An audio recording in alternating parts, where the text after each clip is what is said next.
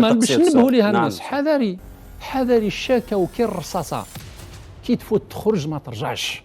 كاين كثير من الناس لا تعلم بهذا الموضوع. لا رجل، دوك نعطيك الخطوره وين تلقى واحد عامل سجل تجاري باسم الزوجه تاعو، موظف ما يقدرش يدير سجل تجاري، يروح يدير تجاره باسم الزوجه تاعو، وهي مسكينه قاعده في الدار قابعه في الدار، ما تروح ما تخدم ما تفقه في التجاره، الزوج تاعها هو اللي يسير. من بعد كي يوقع مثلا في افلاس ولا التراكم، اولا الضرائب كي خرجوا باسم الزوجه ماهوش باسمه هو.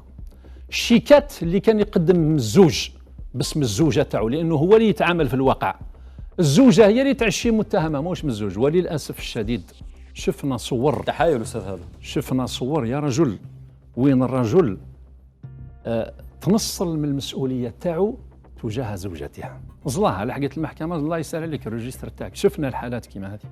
حذاري من هذه التصرفات هذه، حذاري.